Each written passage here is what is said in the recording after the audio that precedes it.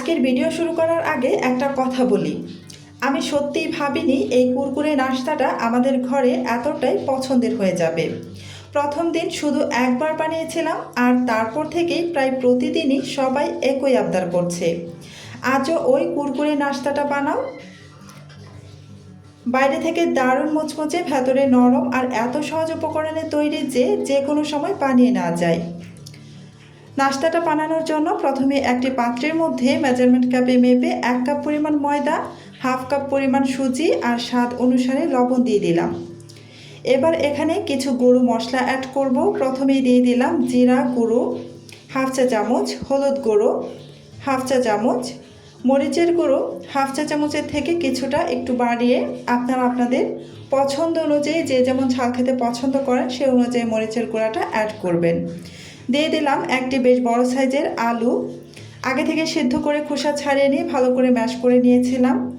তারপর ধনিয়া পাতা কুচি 1/3 কাপের মতো আর 2টি শুকনো মরিচ ভাজা, এটা একটু ছোট ছোট করে টুকরো করে দিয়ে দিয়েছি। তারপর সমস্ত কিছু একসাথে ভালো করে এই যে মেখে নিচ্ছি, মানে সব কিছু একসাথে মিশিয়ে নিচ্ছি।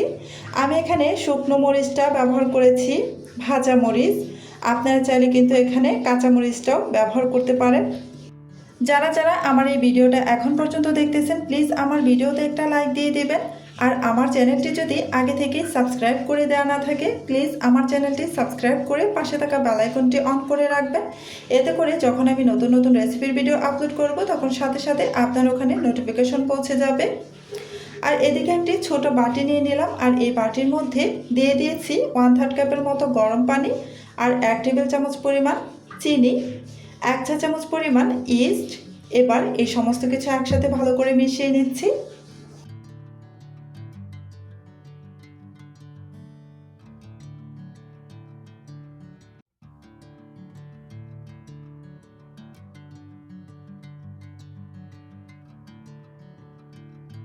ভালো করে মিশিয়ে নেওয়া হয়ে গিয়েছে। এবার ঢেকে রেখে দেব প্রায় 5 থেকে 6 মিনিটের মতো। 5-6 মিনিট পর আমি ঢাকাটা সরিয়ে নিয়েছি। এই যে দেখুন, এই ইস্টটা কিন্তু আমাদের ভালো আছে। এই যে উপরে যদি এরকম ফেনা ভাব চলে আসে তাহলে বুঝে নেবেন এই ইস্ট ভালো আছে আর এটা দিয়ে নাস্তাটা তৈরি করা যাবে। ইস্ট মিশ্রিত পানিটা আমি এই যে ময়দার মধ্যে দিয়ে দিলাম, দিয়ে ভালো করে মেখে নিচ্ছি। প্রথমে কিন্তু এক্সট্রা পানি ব্যবহার করব না, প্রথমে ইস্ট মিশ্রিত পানিটা দিয়ে ভালো করে এভাবে মেখে নিব। আমি একটা নরম ডো বানিয়ে নিব, তাই প্রথমে অনেক বেশি পানি কিন্তু ব্যবহার করা যাবে না। প্রথমে ইস্ট মিশ্রিত পানিটা দিয়ে ভালো করে আগে মিশিয়ে নেবেন। যদি ইস্ট মিশ্রিত পানিটা দিয়ে ডোটা বানানো না হয়ে থাকে আর বেশি একটু লাগে তাহলে কিন্তু এক্সট্রা পানি ব্যবহার করবেন।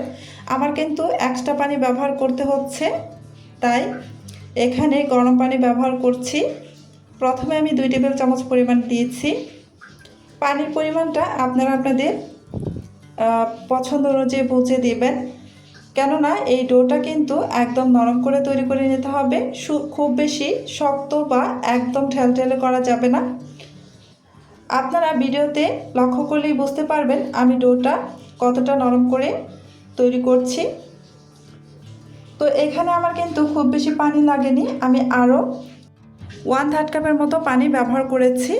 তো এই যে দেখুন, খুব সুন্দরভাবে সফট একটা ডো আমার তৈরি করে নেওয়া হয়ে গিয়েছে।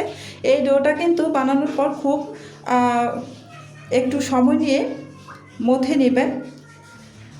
এই তো ডোটা আমার মথে নেওয়া হয়ে গেছে। এখন আমি ঢাকনা দিয়ে ঢেকে রেখে দিচ্ছি প্রায় 40 মিনিটের মতো। 40 মিনিট পর ঢাকাটা সরিয়ে নিয়েছি আর দেখতেই পাচ্ছেন ডোটা কিন্তু আগের তুলনায় দ্বিগুণ আকারে ফুলে গিয়েছে। এবার হাতের মধ্যে সামান্য একটু তেল মেখে নিয়ে তারপর এই যে ডোটাকে আমি আরও একটু মথে নেব।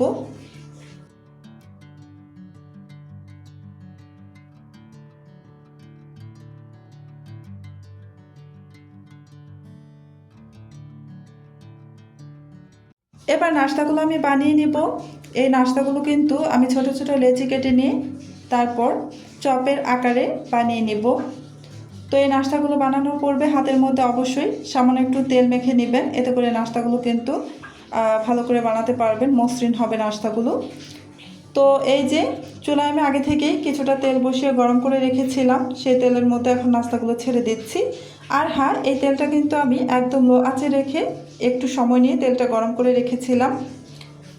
চুলার আঁচ মিডিয়ামে বা বাড়িয়ে দিয়ে কিন্তু তেলটা গরম করবেন না, এতে করে কিন্তু নাস্তাগুলো যখন দিবেন খুব দ্রুত কিন্তু কালার চলে আসবে আর ভেতর পর্যন্ত কিন্তু কুক হবে না।